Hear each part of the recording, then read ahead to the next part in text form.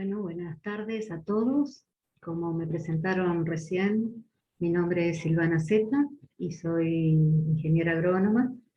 Y el tema que les voy a comentar hoy fue parte de mi tesis doctoral y se refiere básicamente a la caracterización y la epidemiología de Xanthomonas arborícola patobarjuglandis en nogal europeo en la región centro de la Argentina, de nuestro país.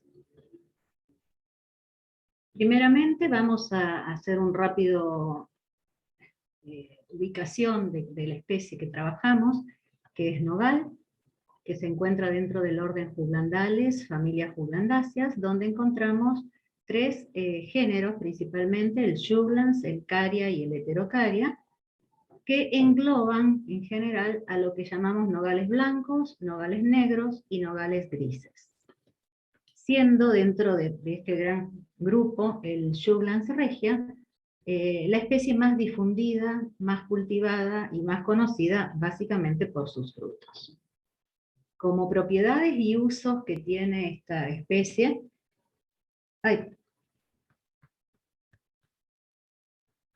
perdón, ¿se interrumpió la pantalla? Indicando la especie. Entonces, la especie de nogal está incluida dentro de este orden, familia y dentro de los géneros. Y bueno, el uso más, con el que más estamos en contacto es el uso a través de las semillas o de las nueces específicamente, que actualmente es un tema bastante en boga, más que nada por los beneficios cardiovasculares y las propiedades antiarterioesclerósicas y antioxidantes, ¿sí? También, obviamente, se utilizaba en los inicios este cultivo por las propiedades que tenían las hojas para tinción de telas, del cabello, de otras aplicaciones. También se utilizaba mucho como madera, por eso tiene importancia forestal, también el nogal.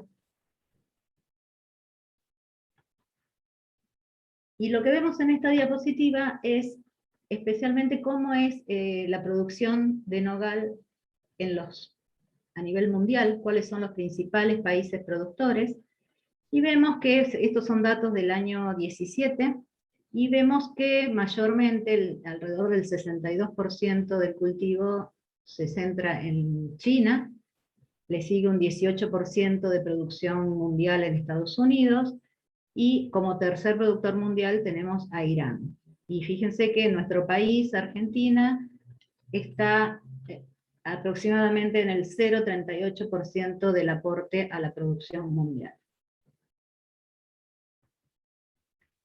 Vemos en esta diapositiva entonces cómo es la situación del cultivo en nuestro país, específicamente en Argentina. Son datos provistos por SENASA en el año 2015, y lo que vemos mayormente es que la zona de producción más importante de este cultivo está centrada en las provincias de Catamarca y La Rioja, que son las de verde más oscuro. Le sigue también Mendoza, algo en San Juan y Río Negro, y vemos algunas zonas de producción que se empezaron a iniciar con el tiempo en las provincias de Córdoba, Entre Ríos, Buenos Aires, también Neuquén, y les comento dónde está ubicada mi facultad. Yo soy de Rosario, que está en esta zona, en la parte sur de la provincia de Santa Fe, que es una zona que está iniciando actualmente el cultivo del nogal, al igual que el norte de la provincia de Buenos Aires.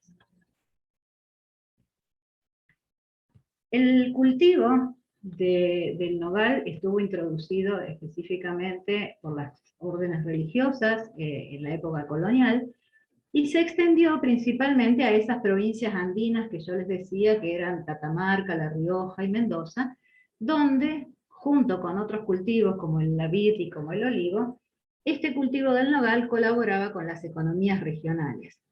Pero la cuestión era que se trabajaba con variedades criollas, que eran originadas de semillas y que no tenían en cuenta aspectos vinculados ni con la calidad del fruto específicamente, ni con el rápido inicio de cosecha. Son especies muy longevas, y más si son originadas de semilla, podemos estar más de 8 años sin tener producción. Y estas variedades tampoco tenían en cuenta aspectos vinculados a la rentabilidad del cultivo. Eran plantas muy grandes que ocupaban mucha superficie cada una, entonces la rentabilidad por hectárea era muy baja. A fines de la década del 90 y a inicios de la década del 2000, empezó todo en nuestro país específicamente un proceso de reconversión que estaba orientado especialmente a reemplazar esas variedades criollas que yo les comentaba recién por variedades denominadas finas, como por ejemplo la Franquette, o por otras variedades que se originaron específicamente en la década del 70 en la Universidad de California, por lo tanto las conocemos como variedades californianas, y que tienen ciertas ventajas, como por ejemplo, son de porte más chico, tienen fructificación también lateralmente, y una gran ventaja es que se pueden adaptar a zonas donde hay menores condiciones o menores requerimientos de hora de frío. O sea que el cultivo lo podemos trasladar desde zonas más frías, que eran las tradicionales, a zonas más templadas, húmedas, como la nuestra. Ese proceso de reconversión que se dio durante la década del 90 o 2000 consistía entonces en replantar los montes viejos, en reinjertarlos con nuevas variedades, o bien en aumentar la densidad de los montes viejos mediante el intercalado de plantas, con lo cual pasamos de 50 plantas por hectárea a 200 plantas por hectárea. Y con ese tipo de variedades que entraban más rápido en producción y que tenían mayor rendimiento por hectárea. Como dijimos, actualmente el cultivo se sigue desarrollando en las zonas tradicionales. De hecho, el 80% de la producción nacional se concentra en esos lugares, pero en los últimos años entonces fuimos trasladando el cultivo del nogal a otras regiones con otras condiciones también ambientales, como son, por ejemplo, la provincia nuestra, que es la provincia de Santa Fe, la provincia de Entre Ríos, algo de Córdoba, algo del norte de Buenos Aires también. Entonces, se empieza a plantear al cultivo del nogal como una alternativa a otras actividades, favoreciendo así la diversificación productiva. En el año 2019, la superficie nacional entonces estaba alrededor de las 14.000 hectáreas, y con una producción de nueces con cáscara de 18.000 toneladas aproximadamente. Entonces nos planteamos como desafío a la novalicultura argentina, primero, la posibilidad de diversificar mercados. En segundo lugar, poder abastecer la demanda local, no tener que depender de la importación de fruta. Mejorar la situación de pequeños productores que a lo mejor no llegan a adquirir la tecnología para poder estandarizar y mejorar su calidad. Realizar tareas de marketing para dar a conocer la calidad de la nuez argentina y así poder llegar a nuevos mercados. Y por supuesto realizar exportaciones de nuestro producto, que podría ser envasado y destacando el origen argentino. Pero para eso obviamente tenemos que trabajar primero con una buena calidad. Y debido a las superficies implantadas con estas nuevas variedades, entonces Noroeste, por ejemplo, promueve que la producción de nueces podría ser una oportunidad de negocio en varias regiones argentinas.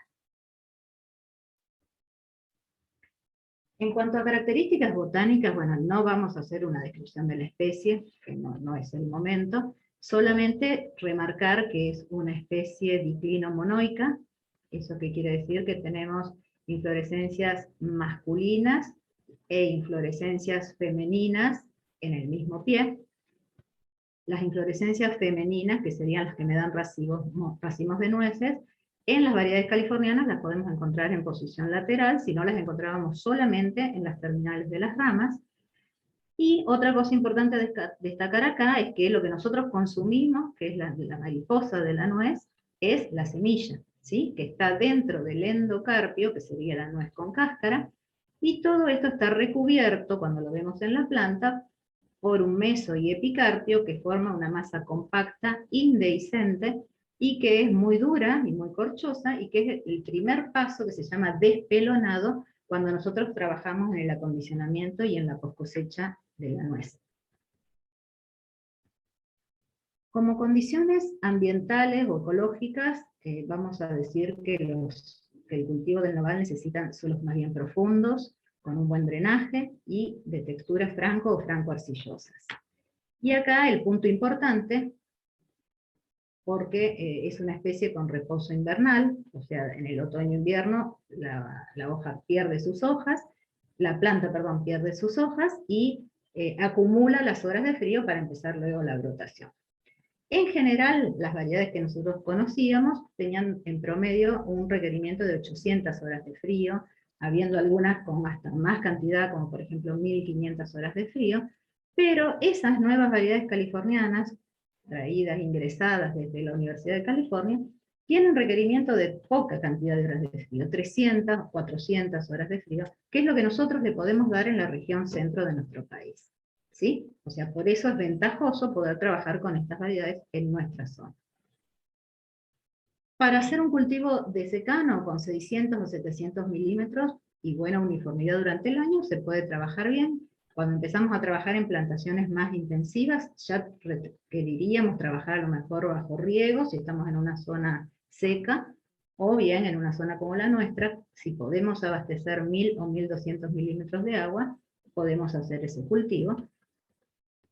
Pero ahí es donde empezamos a pensar en la hipótesis de nuestra tesis de trabajo, ya que si nosotros ponemos un cultivo que tradicionalmente se realizaba en una zona seca, pero al traer variedades californianas que se pueden adaptar a otras zonas, porque tienen menor requerimiento de horas de frío, en esas otras zonas también encontramos otras características climáticas, como la alta humedad relativa, como las temperaturas primaverales cercanas a 15 grados, o mayores a 15 grados, y eso facilita el desarrollo de enfermedades. Entonces acá es donde nos aparecen a nosotros el inicio de lo que empezábamos a pensar como tesis, ¿sí? Ya que el sur de la provincia de Santa Fe, que es donde estamos nosotros, es una zona con suelos arcillosos, alquidoles vérticos, y que tiene alta humedad relativa ambiental. Las enfermedades que antes no se manifestaban en las zonas secas, empiezan a aparecer. Y es así como se trabajó mucho en el Brown Apical Necrosis, que es un complejo de patógenos que abarca algunos hongos y también bacterias. También se determinó la aparición de podredumbre por Phytophthora, y una enfermedad que es la que nos da pie para esta investigación es el tizón bacteriano, causado por la Xanthomonas arborícola Pathobar jugulans.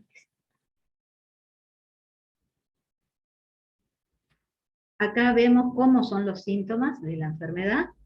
Es una enfermedad bacteriana, como dijimos, entonces toda enfermedad bacteriana es transportada por el agua de lluvia o por los vientos.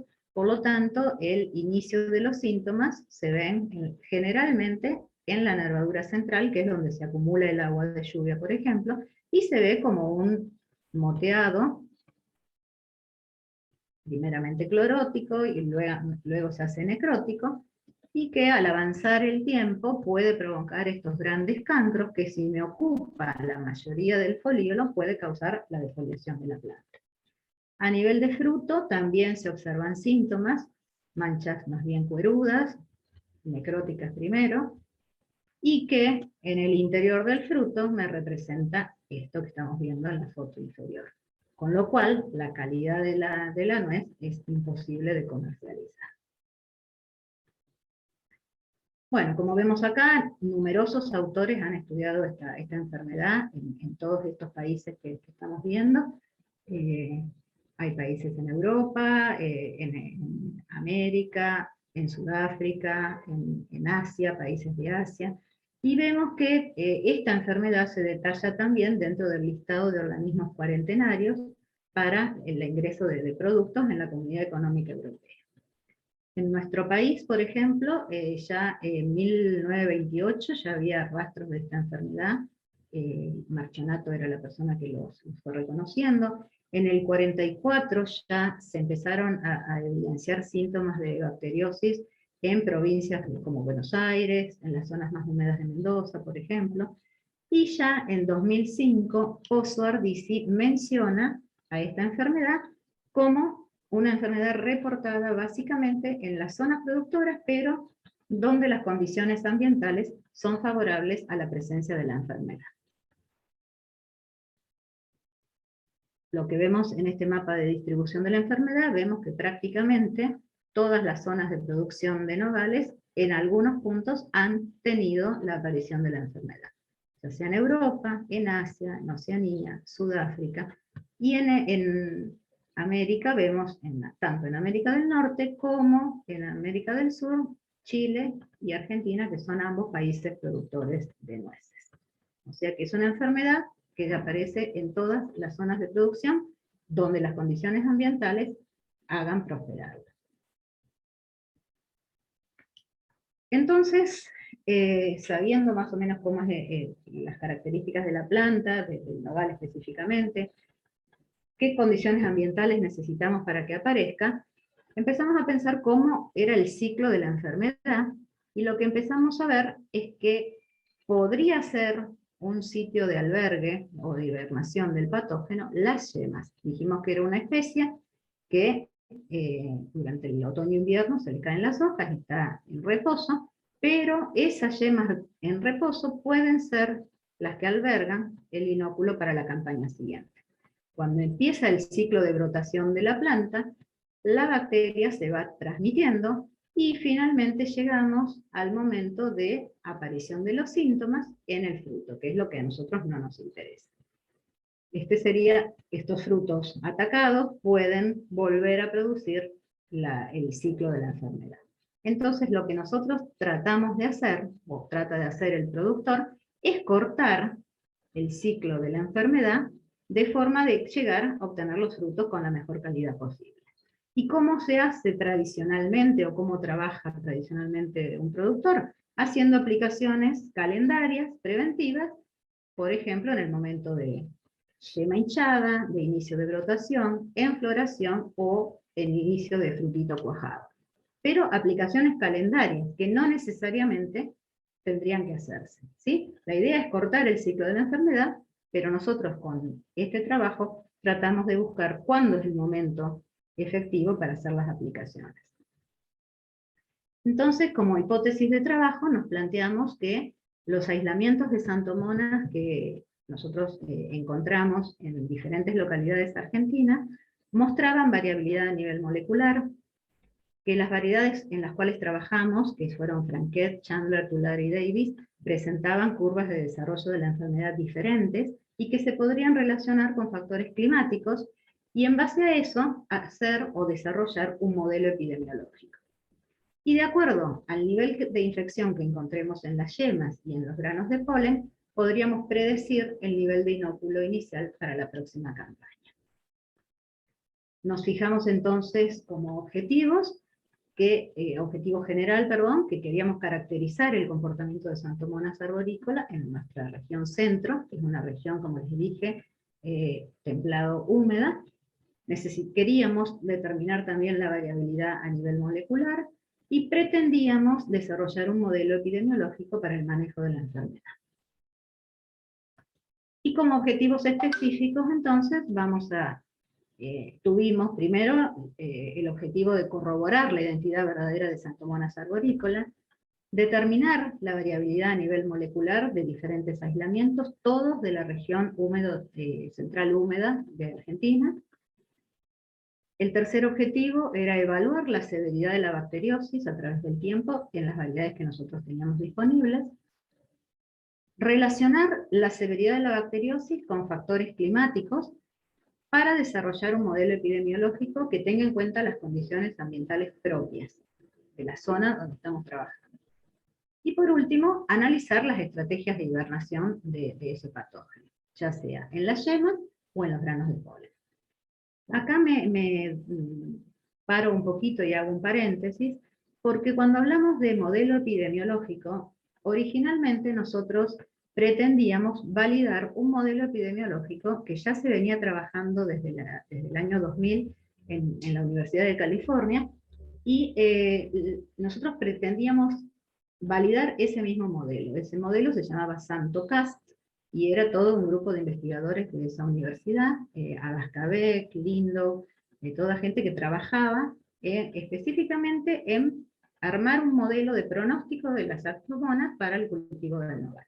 Así empezamos nosotros pensando. Pero finalmente, con las condiciones ambientales que nosotros teníamos en nuestra zona y con los datos de severidad, en vez de validar ese modelo que era extrapolarlo de una zona, lo que pudimos llegar a hacer fue desarrollar nosotros un modelo epidemiológico específico para nuestra región.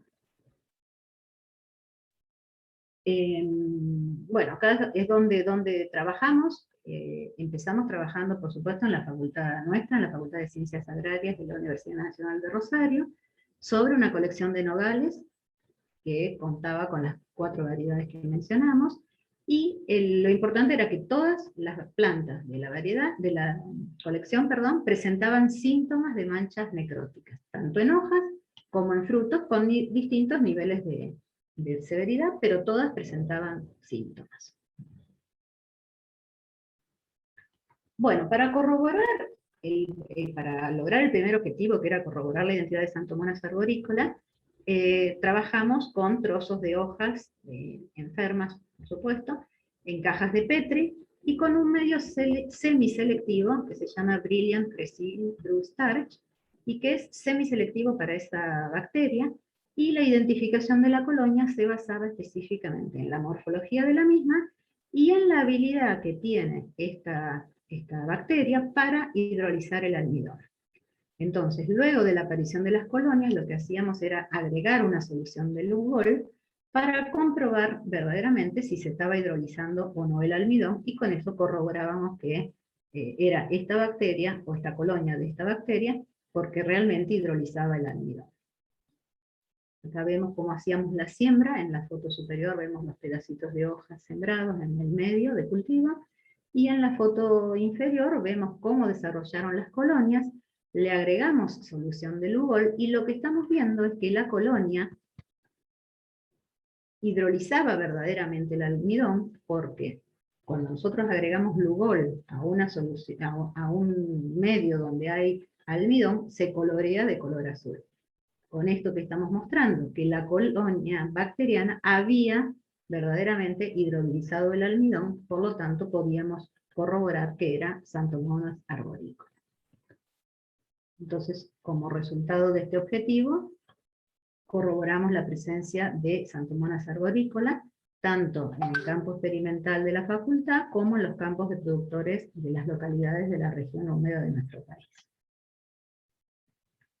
Para el segundo objetivo, que era ver la variabilidad a nivel molecular de diferentes aislamientos de Xanthomonas, trabajamos no solamente con material extraído de Zavalla, que es la localidad donde se encuentra nuestra facultad, sino también de otras 3 localidades, y se hicieron 4 aislamientos de cada una de esas localidades, totalizando un total de 16 aislamientos, ¿sí? Mencionados con la letra inicial de la localidad, y del 1 al 4 los 4 aislamientos. Perdón. El medio del cultivo, dijimos que era el mismo, siempre utilizamos el BS. Se realizaron repiques al mismo medio hasta obtener el cultivo puro, y luego fueron repicados individualmente a medio sólido agar tripteína de soja.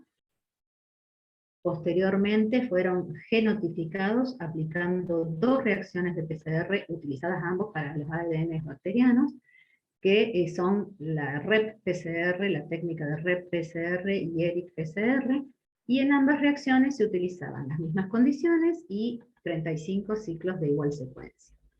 Y los fragmentos de ADN amplificados se resolvieron mediante electroforesis en gel de agarosa, y teñidos durante 15 minutos, y fotografiados con luz ultravioleta. ¿Y con todo esto? ¿A dónde llegamos entonces? A estos resultados, a estas bandas obtenidas a partir de los aislamientos, y vemos que tanto para ERIC-PCR como para REP-PCR respondían al mismo patrón, identificándose 6 entonces grupos, ¿sí? Acá tenemos el grupo número 1, 2, 3, 4, 5 y 6. Y lo mismo tanto para ERIC como para REP-PCR. Entonces, como resultado, decimos que Ambos métodos permitían agrupar a los 16 aislamientos de manera concordante, definiéndose 6 grupos que respondían a, y dentro de esos 6 grupos ubicamos a los 16 aislamientos, ¿sí? Fíjense que en el grupo A estaban todos los aislamientos de una misma localidad, en el grupo D los 4 aislamientos de otra localidad, y en el grupo B y C se repartían los aislamientos de una localidad, y entre E y F los de otra localidad. Entonces decimos que las cepas dentro de cada perfil son indistinguibles, y que son diferentes las cepas de otros perfiles. La variabilidad dentro de cada localidad entonces es relativamente baja, porque los aislamientos de cada localidad son similares entre sí y diferentes a las de otras localidades, y solamente en 2, que era Oliveros y Corral de Busto, encontrábamos 2 variantes diferentes. Bueno, para el tercer objetivo, que era evaluar la severidad de la bacteriosis a través del tiempo, se trabajó durante 3 campañas, realizando mediciones semanales de la severidad, por supuesto, a partir del inicio de expansión foliar, que sería alrededor de la primavera, hasta la caída de las hojas, que sería en febrero o marzo, y se realizaban mediciones semanales, una vez por semana. Lo que se medía era severidad en hojas, que sería el área foliar afectada sobre el área foliar evaluada por 100, y luego se realizaban las curvas de progreso correspondientes a cada variedad y a cada año. Y se compararon las 3 campañas. Se trabajó con un diseño en bloque completamente aleatorizado, luego se realizó una ANOVA y comparación de medias, y para analizar en conjunto las 3 campañas se utilizaba un programa estadístico GLM del SAS, del programa SAS estadístico. ¿Y qué obtuvimos entonces? Las curvas de severidad para las 3 campañas. Lo importante que vemos acá, por supuesto que es el tiempo en las abscisas y el porcentaje de severidad evaluado para las distintas variedades, por eso tenemos 4 curvas, y lo que vemos que en las 3 campañas de evaluación, las curvas con puntitos amarillos son las de menor severidad, por supuesto, y que responden o pertenecen a la variedad Franquet. Con eso que estamos diciendo que en las 3 campañas, aunque tuvieran diferentes condiciones ambientales, siempre fue la variedad Franquet la que mostró menores niveles de severidad. Acá lo vemos en una tabla, que a lo mejor es más gráfico verlo. Vemos las campañas y vemos las medias de severidades, y vemos que Franquet en las 3 campañas mostró los menores niveles de severidad. En estas tablas también volvemos a corroborar lo mismo, como el promedio de severidad durante las 3 campañas, Franquet volvió a ser la de menor valor, y comparando campañas, fíjense que las medias de severidades fueron diferentes, o sea, se mostró diferencias entre campañas. Eso nos daba idea de que las condiciones ambientales entre años eran diferentes. Entonces, como resultados, podemos decir que se presentaban diferencias entre variedades, que es lo que estuvimos viendo en las curvas, entre años, y que había interacción año-variedad. Pero siempre rescatamos que la variedad menos afectada en todas las campañas con diferentes condiciones ambientales fue la variedad Franquet.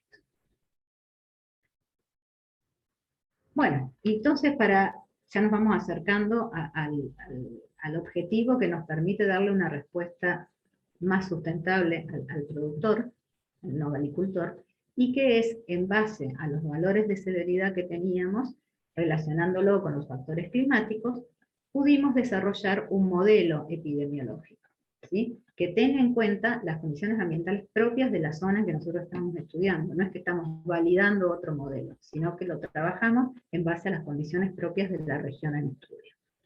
Trabajamos entonces con mediciones climáticas, obviamente, y con la severidad de las variedades que analizamos anteriormente.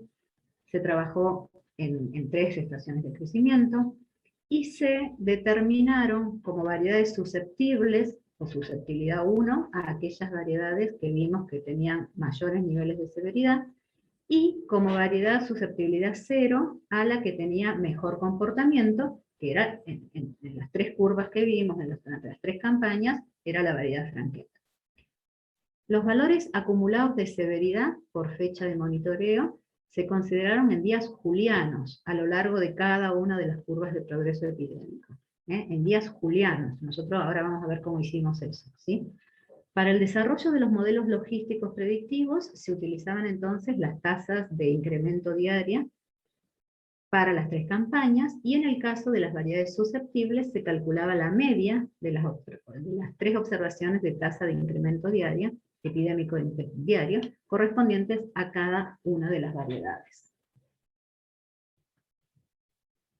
Y en el caso de desarrollos de modelos logísticos, se tenía en cuenta la variable dependiente. Dependiente era la probabilidad de ocurrencia de niveles categorizados de tasa de incremento de severidad de la enfermedad, siendo la tasa de incremento epidémico diario la diferencia entre el valor acumulado de severidad en el tiempo t con la del tiempo t-1, y dividido el número de días entre las dos observaciones, que nosotros en un principio dijimos que hacíamos observaciones una vez por semana.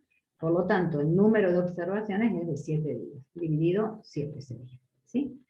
Y para categorizar a las variables, se ordenaban en forma ascendente los 76 valores de tasa de incremento epidémico diario, disponibles para las tres curvas epidémicas obtenidas por cada tipo de variedad, y lo que se obtuvo era el percentil 40% con un valor del 0,13%. Entonces, ese valor del 0,13 nosotros lo consideramos como un umbral para poder categorizar binariamente a las variedades. Las que tenían una tasa de incremento diario mayor al 0,13%, considerábamos que eran variedades con un ataque severo. Y las que tenían una tasa de incremento diario menor o igual al 0,13%, considerábamos que tenían un ataque moderado o nulo. Hicimos una categorización binaria de las variedades. Como variables meteorológicas, las que proveen las casillas meteorológicas, que son la temperatura máxima y mínima, las precipitaciones, la humedad relativa, y la temperatura media diaria, que era la semisuma o el promedio entre la máxima y la mínima. Y para trabajar en el modelo matemático trabajamos logrando variables meteorológicas simples, derivadas de esas variables que provee la casilla meteorológica. Y esas variables meteorológicas simples son los días de precipitaciones mayores a 9 milímetros, el total de precipitaciones diarios acumulados en milímetros, los días sin lluvia, pero con mojado del follaje por rocío o por alta humedad relativa, los días con precipitaciones mayores a 0,2 milímetros, la suma de ambas, los días con humedad relativa superior al 82%, la temperatura, la media de las temperaturas máximas, la media de las temperaturas mínimas, y el total de días con temperaturas entre 11 y 24 grados, que eran las que nosotros considerábamos para la aparición de la enfermedad. Y en cuanto, como dijimos antes, en cuanto al comportamiento varietal, entonces dividimos a las variedades como aquellas que eran susceptibles, le pusimos susceptibilidad 1, y las que tenían mejor comportamiento, susceptibilidad 0. Las variables fueron procesadas, luego de los 15 días previos a cada observación, a lo largo de la curva de progreso epidémico.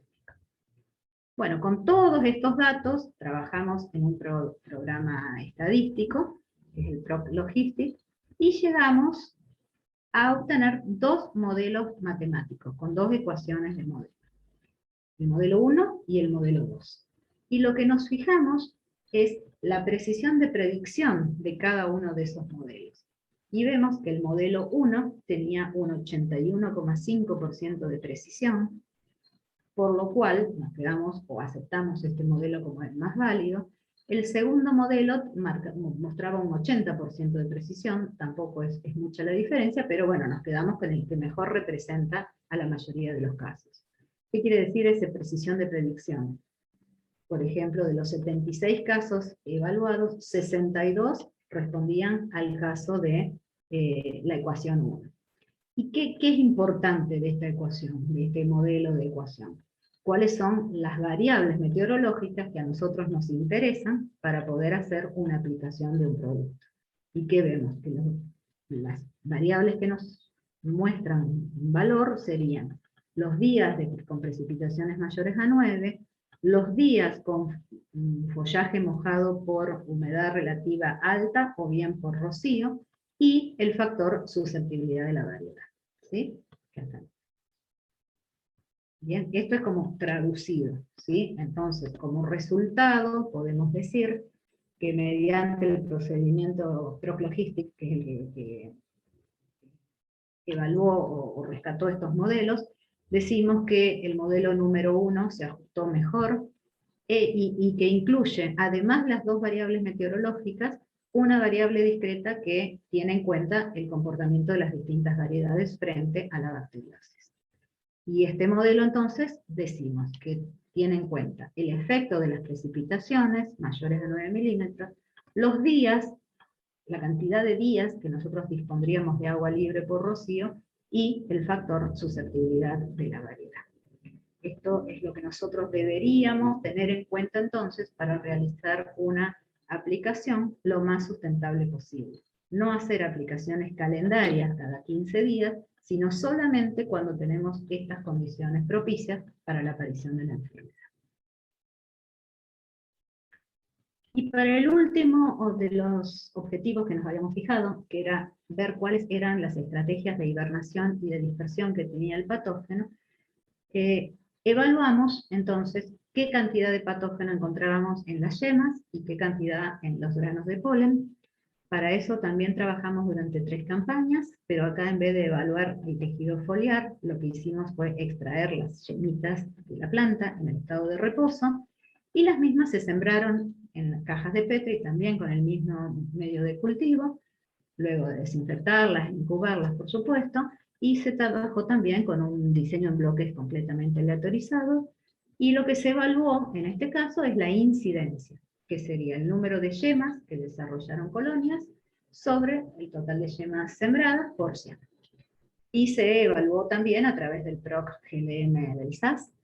Y un dato importante es que la bibliografía que nosotros empezamos a rastrear hablaba de los granos de polen como una vía de propagación también de la enfermedad. Para eso entonces, durante el primer año de evaluación, lo que hicimos, recolectamos los polen de los amentos de cada variedad, se realizaba una suspensión en agua estéril, y esa suspensión se sembraba en el mismo medio de cultivo.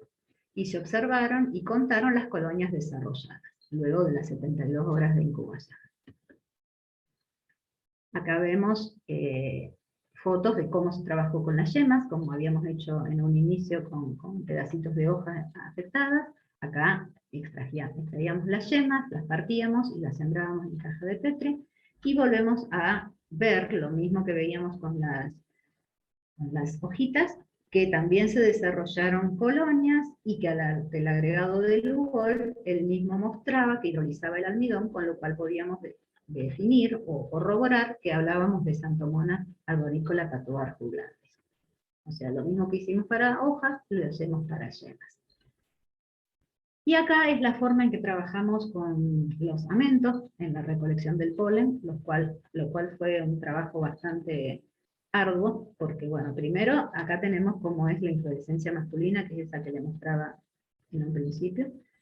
Es un amento donde hay mucha cantidad de florcitas masculinas, por supuesto, que liberan el polen. En el momento que el amento deja de estar verde y empieza a transformarse en color amarillo, ya empezaría la liberación del polen, y en ese momento lo que hacíamos nosotros, poníamos esas bolsitas de papel cerradas, donde recolectábamos el polen, lo dejábamos un par de días, captábamos todo el polen que se había liberado de ese amento, y hacíamos esa siembra en las cajas de Petri.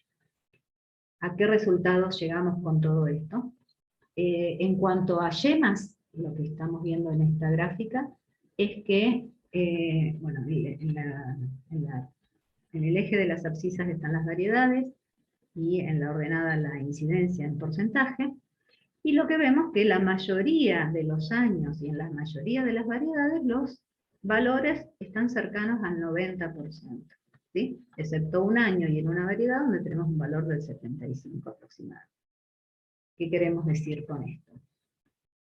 Lo vemos acá en una tabla, que prácticamente no hay diferencias significativas ni entre variedades ni entre años, y los valores rondan entre un 76% que era el valor menor y el 96% de incidencia que es el mayor valor. Perdón. Entonces, como resultado, ¿qué podemos decir?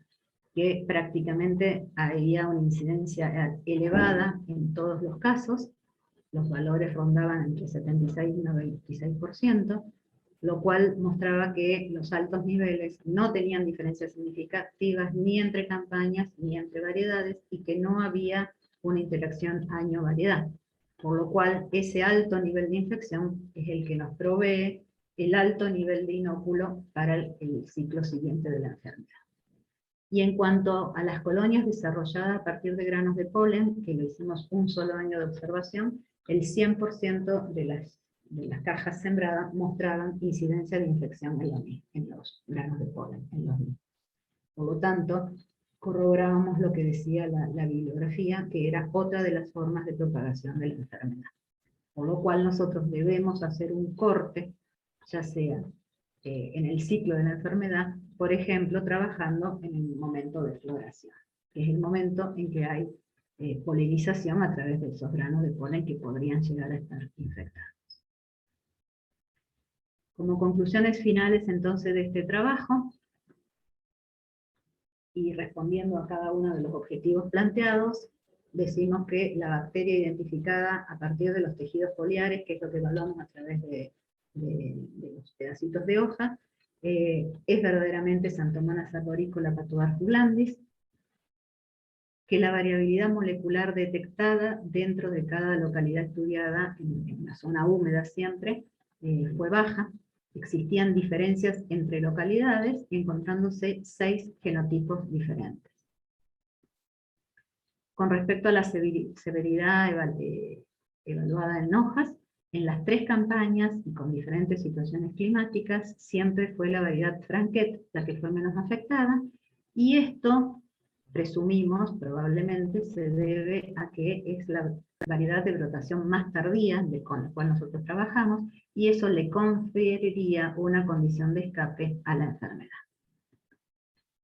En cuanto al modelo predictivo, con mejor ajuste a los datos obtenidos, dijimos que tiene en cuenta entonces variables meteorológicas, 2 variables meteorológicas que son las precipitaciones mayores a 9 milímetros y los días sin lluvia, pero con follaje mojado atribuible al rocío o a la alta humedad relativa del ambiente superior al 82%.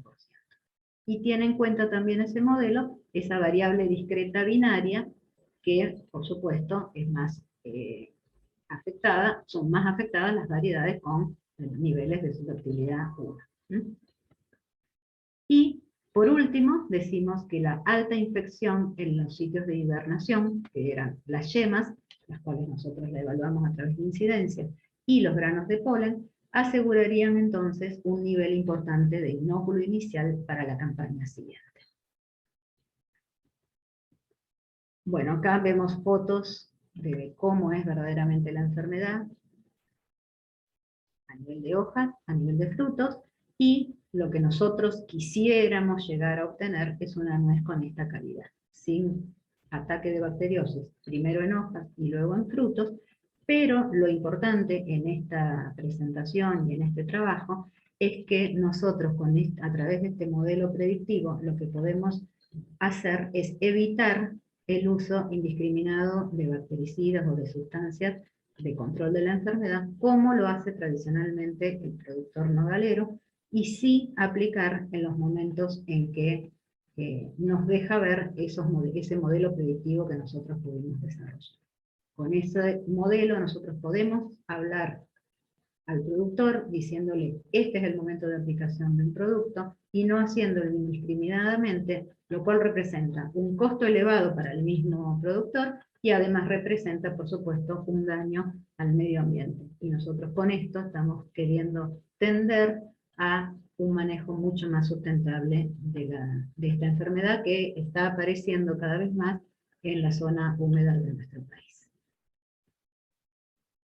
Muchas gracias.